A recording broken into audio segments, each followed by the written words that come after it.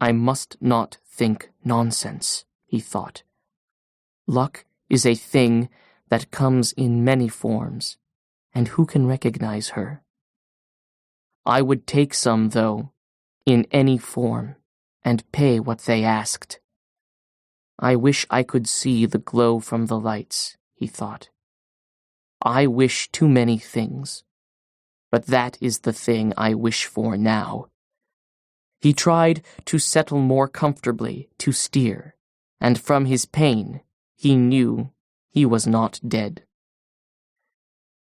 He saw the reflected glare of the lights of the city at what must have been around 10 o'clock at night.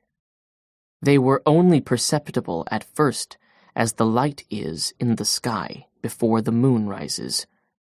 Then they were steady to see across the ocean, which was rough now with the increasing breeze. He steered inside of the glow, and he thought that now, soon, he must hit the edge of the stream. Now it is over, he thought. They will probably hit me again. But what can a man do against them in the dark without a weapon? He was stiff and sore now, and his wounds and all of the strained parts of his body hurt with the cold of the night. I hope I do not have to fight again, he thought. I hope so much I do not have to fight again. But by midnight he fought, and this time he knew the fight was useless. They came in a pack, and he could only see the lines in the water that their fins made, and their phosphorescence as they threw themselves on the fish. He clubbed at heads and heard the jaws chop, and the shaking of the skiff as they took hold below.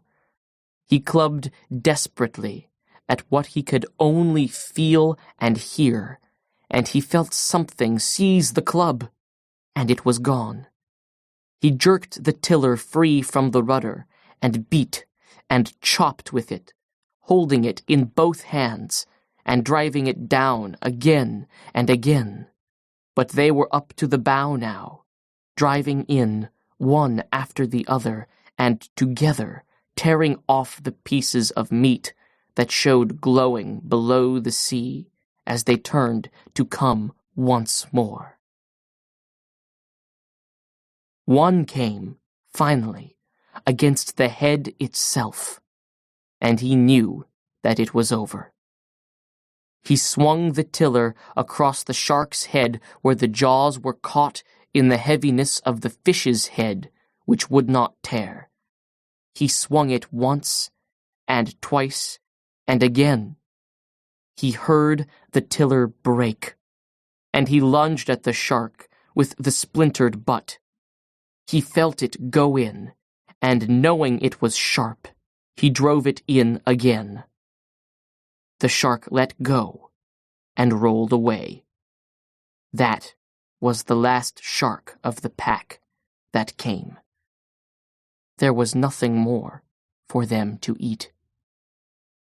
The old man could hardly breathe now, and he felt a strange taste in his mouth. It was coppery and sweet, and he was afraid of it for a moment. But there was not much of it. He spat into the ocean and said, "Eat that, Galanos, and make a dream you've killed a man." He knew he was beaten now, finally and without remedy, and he went back to the stern and found the jagged end of the tiller would fit in the slot of the rudder well enough for him to steer. He settled the sack around his shoulders and put the skiff on her course. He sailed lightly now, and he had no thoughts, nor any feelings of any kind. He was past everything now, and he sailed the skiff to make his home port as well and as intelligently as he could.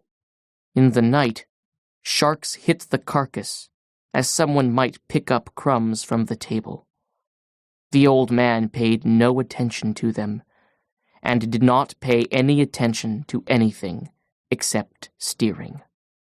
He only noticed how lightly and how well the skiff sailed now that there was no great weight beside her. She's good, he thought. She is sound and not harmed in any way except for the tiller. That is easily replaced. He could feel he was inside the current now, and he could see the lights of the beach colonies along the shore. He knew where he was now, and it was nothing to get home. The wind is our friend, anyway, he thought. Then he added, sometimes. And the great sea with our friends and our enemies.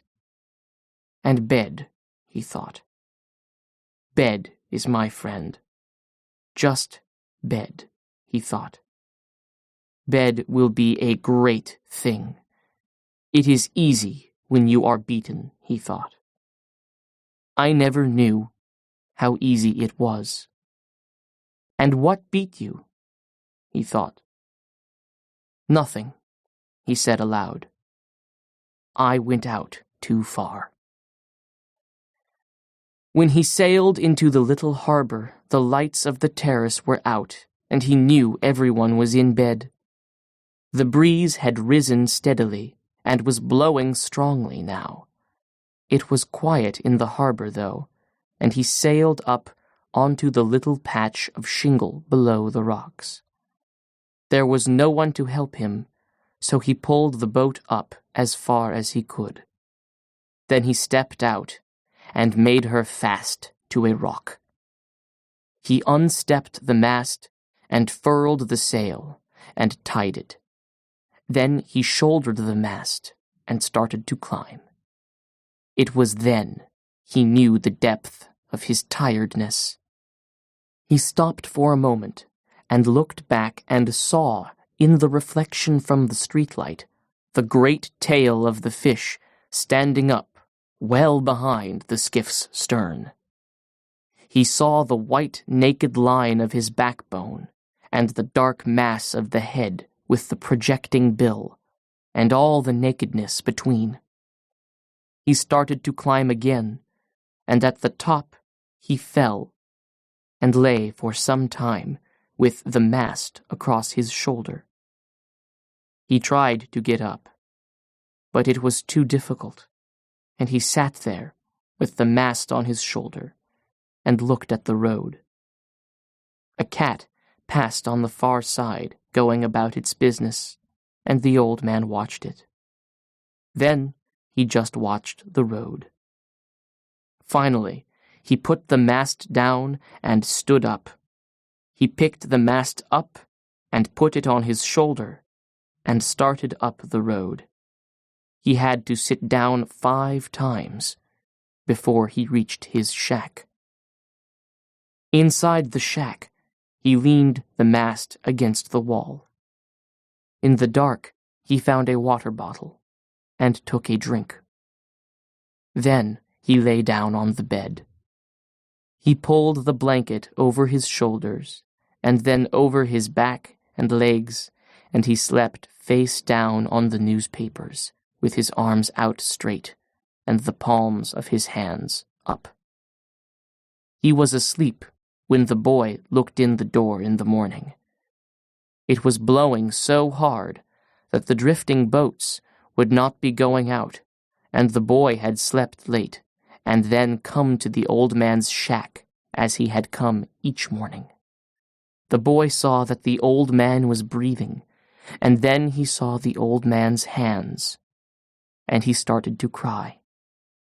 He went out, very quietly, to go to bring some coffee, and all the way down the road he was crying.